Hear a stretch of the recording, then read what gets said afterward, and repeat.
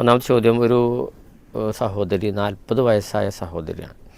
അവർ വളരെ വിഷമത്തോടു കൂടിയിട്ടാണ് അവരത് അവതരിപ്പിച്ചത്.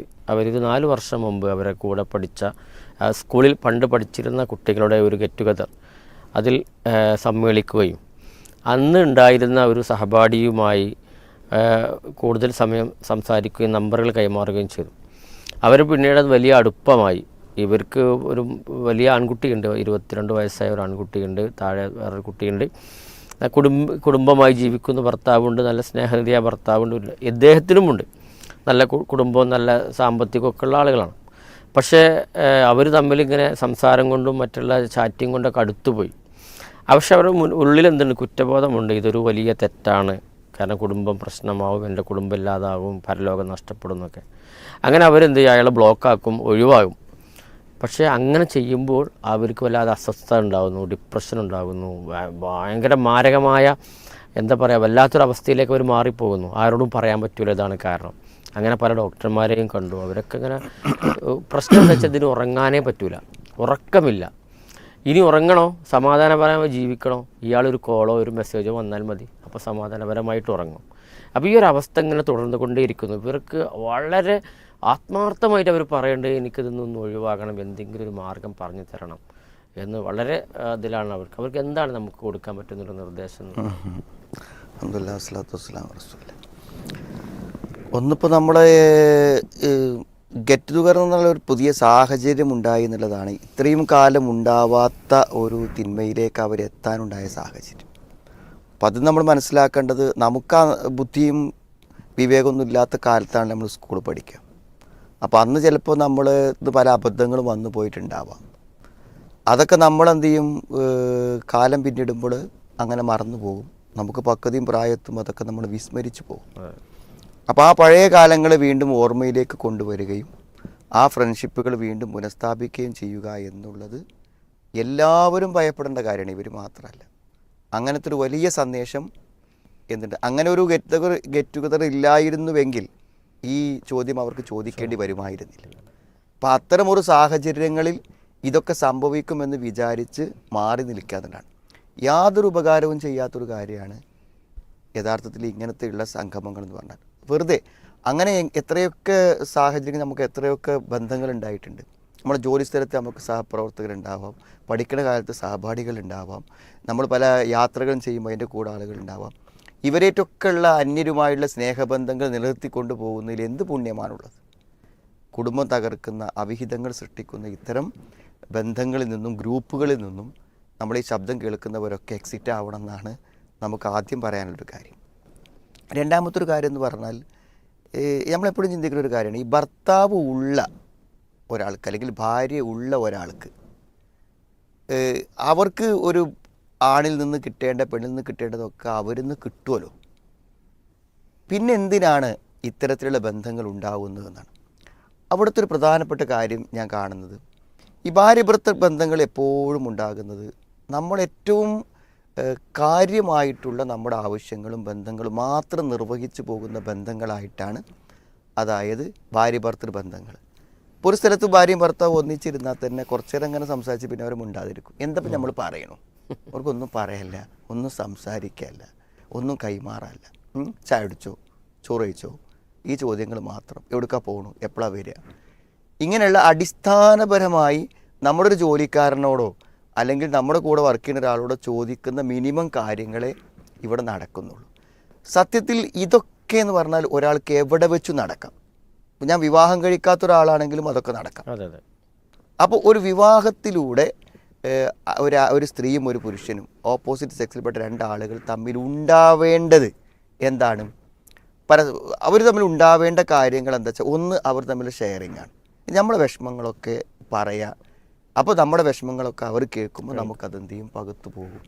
അപ്പോൾ ഭയങ്കരമായ റിലാക്സേഷൻ കിട്ടും.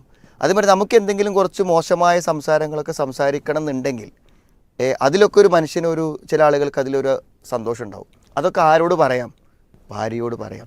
അപ്പോൾ ഞാൻ പറഞ്ഞത് ഈ അവിഹിതങ്ങളിൽ, ഇപ്പോൾ ഈ സഹോദരി തൻ്റെ ബാച്ചിൽപ്പെട്ട ഒരാളെ പരിചയപ്പെട്ടിട്ട് അവർ തമ്മിൽ എന്ത് കമ്മ്യൂണിക്കേഷനാണോ നടന്നിരുന്നത് അതൊന്നും അവർക്ക് ഭർത്താവുമായി നടക്കുന്നില്ല. കുറച്ചുകൂടി മനസ്സിലാവാൻ ആണ്. ഇനിയിപ്പോൾ അവരുടെ ഭർത്താവിനൊരു അവിഹിതം ഉണ്ടായി എന്ന് വിചാരിച്ചോളി. അയാളും ആ സ്ത്രീയും തമ്മിൽ എന്തെല്ലാം സംസാരിക്കുന്നോ ചാറ്റ് ചെയ്യണോ അതൊക്കെ എന്ത് ചെയ്യും, അത് ഇവർ തമ്മിൽ നടക്കുന്നില്ല എന്നുള്ളതാണ് കാര്യം.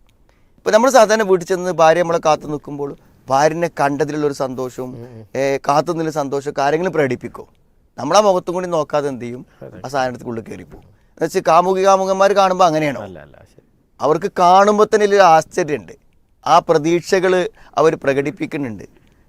അവരവരുടെ ഡ്രസ്സിനെ കുറിച്ച് പറയുന്നുണ്ട്, സൗന്ദര്യത്തെക്കുറിച്ച് പറയുന്നുണ്ട്, കാണാൻ കഴിയാത്തതിലുള്ള വിരഹ ദുഃഖത്തെക്കുറിച്ച് പറയുന്നുണ്ട് അല്ലേ? ഇങ്ങനെയൊക്കെ എന്തൊക്കെ ഉണ്ട്. ഇതൊന്നും യഥാർത്ഥത്തിൽ എവിടെ നടക്കണില്ല, ഒരു സീരിയസ് ആയിട്ടുള്ള. അതുകൊണ്ട് എന്താ വെച്ചാൽ എല്ലാവർക്കും എന്താണ്, ഇത് വേണമെങ്കിൽ ഒരു ഫ്രണ്ട്ഷിപ്പ് വേറെ വേണം. അപ്പോൾ ഈ സഹോദരിക്ക് ഇപ്പോൾ എന്താ ഡിപ്രഷൻ വരാൻ കാരണം? ഇവർക്ക് ഇപ്പോൾ കിട്ടുന്ന റിലാക്സേഷനും സന്തോഷങ്ങളും ഒക്കെ എന്താ വെച്ചാൽ ഈ കക്ഷിയുമായിട്ടുള്ള ഈ ചാറ്റിങ്ങിലാണ്. അത് കൂടെ കിടക്കുന്നൊരു ഭർത്താവുമായിട്ട് എന്ത് ചെയ്യുന്നില്ല, ഉണ്ടാവുന്നില്ല. അതുകൊണ്ട് അത് ഇവിടുന്ന് കിട്ടുന്നുണ്ടെങ്കിൽ വേറൊരുത്തും ആഗ്രഹിക്കില്ലല്ലോ. അപ്പോൾ സത്യത്തിൽ എന്ത് ചെയ്യണം, നമ്മളെല്ലാവരും എന്ത് ചെയ്യണം, ഭാര്യ ഭർത്താക്കന്മാർ തമ്മിൽ എന്ത് വേണം, ഇത്തരത്തിലുള്ള റൊമാൻറ്റിക് ആയിട്ടുള്ള ഒരു ബന്ധം ഉണ്ടായി വരണം.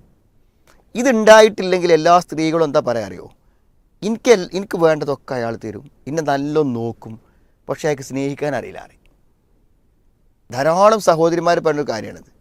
അതേമാതിരി തന്നെ പുരുഷന്മാർക്ക് വല്ലാതെ അത് അനുഭവപ്പെടില്ല. കാരണം അവരെ സംബന്ധിച്ചിടത്തോളം എന്താണ്, അവരുടെ ലൈഫ് അല്ലെങ്കിൽ അവരുടെ സെക്സ് എന്നൊക്കെ പറഞ്ഞാൽ ഇതിലൊന്നും അവർക്ക് വലിയൊരു കാര്യമില്ല. അവർക്ക് അവരുടെ ആവശ്യങ്ങൾ നടന്നു പോയാൽ മതി. പക്ഷെ സ്ത്രീകളെ സംബന്ധിച്ചിടത്തോളം അവർക്ക് നമ്മൾ എന്ത് ചെയ്തു കൊടുത്താലും, അവർക്ക് എത്ര തന്നെ പണം കൊടുത്താലും എന്ത് കൊടുത്താലും ഈ ഒരു കരുതൽ അല്ലെങ്കിൽ ഈ ഒരു സ്നേഹം അത് നൽകുന്നില്ല എന്നുണ്ടെങ്കിൽ അവർക്ക് എന്താണ്, ഈ ഭർത്താവിനെ കൊണ്ടൊരു പ്രയോജനം ഇല്ലാത്ത പോലെയാണ് എന്ത് ചെയ്യുക, തോന്നുക. അപ്പോൾ ആ ഒരു ബന്ധങ്ങൾ ഉണ്ടാക്കാൻ എന്ത് ചെയ്യണം, പരസ്പരം ശ്രമിക്കണം. അപ്പോൾ ഈ സഹോദരി എന്ത് ചെയ്യുക, ഇയാളുമായി എന്തൊക്കെയാണോ ചെയ്തിരുന്നത് ഇതൊക്കെ ഭർത്താവിനോട് ചെയ്യാൻ ശ്രമിക്കുക. ഭർത്താവിനെ ആ മാനസികാവസ്ഥയിലേക്ക് വളർത്തിക്കൊണ്ടുവരിക. അത്തരത്തിലുള്ള സംസാരങ്ങൾ സംസാരിച്ച അദ്ദേഹത്തിന് എന്ത് ചെയ്യുക, ഇത്തരത്തിലുള്ള ഒരു പെരുമാറ്റ രീതിയിലേക്ക് അദ്ദേഹത്തെ കൊണ്ടുവന്നിട്ട്, ഇയാളെപ്പോലെ തന്നെ ഒരു ആണാണല്ലോ ഭർത്താവ്, അയാൾക്കില്ലാത്തതൊന്നും ഇയാൾക്കില്ല, ഇയാൾക്ക് കഴിയാത്തതൊന്നും അയാൾക്കില്ല, അയാളെക്കാളും എത്രയോ സ്നേഹിക്കുന്നുണ്ടായിരിക്കും ഭർത്താവ് ഇയാൾ. അപ്പോൾ ആ ബന്ധങ്ങളിലൂടെ സാക്ഷാത്കരിക്കുക എന്നുള്ളതാണ്. പിന്നെ ഇതൊരു തെറ്റാണല്ലോ. അപ്പോൾ തെറ്റിന്ന് പിന്തിരിയുമ്പോൾ ഉണ്ടാവുന്ന ഒരു അഡിക്ഷൻ, ആ ഒരു അസ്വസ്ഥതയാണ് ഇപ്പോൾ ഇവർ വേണ്ടത്. അതെന്താ വെച്ചാൽ അത് കുറച്ച് കഴിഞ്ഞാൽ മാറും. അതെന്താ വെച്ചാൽ ഇവരെന്ത് ചെയ്യണം, ഇനി അയാളെ ഫോൺ ചെയ്യാതെക്കുമ്പോൾ ഒരു അസ്വസ്ഥത തോന്നുമ്പോഴേക്കും ഫോൺ ചെയ്യരുത്. ഒരു നീണ്ട ഒരു മാസമോ 2 മാസമൊക്കെ എന്ത് ചെയ്യുക, ആ ബന്ധം അങ്ങോട്ട് ഇല്ലാതാക്കിയാൽ പഴയ പോലെ ആവും. പിന്നെ അവർക്ക് ആ ടെൻഡൻസി ഉണ്ടാവില്ല, അത് പറ്റ വിട്ടുപോകും. അപ്പോൾ ഒന്നെന്ത് ചെയ്യുക, ഒരു ദീർഘകാലം അയാളെ ബ്ലോക്ക് ആക്കി. അവർ പറഞ്ഞതാണ് കുറേ അവരങ്ങനെ ആ ഒരു ശ്രമം കുറേ നടത്തിയിട്ടുണ്ട്. ഇങ്ങനെ മാസങ്ങളോളം, മൗലി പറഞ്ഞ 2 മാസങ്ങളോളം വിട്ടിട്ടും പിന്നീട് വീണ്ടും അതിലേക്ക് അടുക്കുന്ന ഒരു അതേ പറഞ്ഞ ആദ്യം ഭർത്താവിനായിട്ടുള്ള കണക്ഷൻ ശരിയാക്കാതെ നമ്മൾ ആദ്യം പറയാൻ കാരണം ഈ കിട്ടേണ്ടത് യഥാർത്ഥ സോഴ്സ് നിന്ന് എന്ത് ചെയ്യണം, കിട്ടണം. മൂന്നാമത്തെ ഒരു കാര്യം എന്താണെന്ന് വിചാരിച്ചാൽ ഇവരെന്ത് ചെയ്യുക, ഈ പിശാചാണ് നമ്മളെ ഈ വഴിതിരി. കാരണം ഇവരുടെ കുടുംബം നശിക്കും, ഇവിടെ കുട്ടികൾക്ക് ഇവരുടെ വിശ്വാസം നഷ്ടപ്പെട്ടു പോകും, ഇവിടെ ദീന് നഷ്ടപ്പെട്ടു പോകും, പരലോകം നഷ്ടപ്പെട്ടു. പിശാചിന് എന്തൊക്കെ താല്പര്യങ്ങളുണ്ടോ അത് മുഴുവൻ നടപ്പിലാക്കാൻ ഈ ഒരു കണക്ഷനിലൂടെ പറ്റും.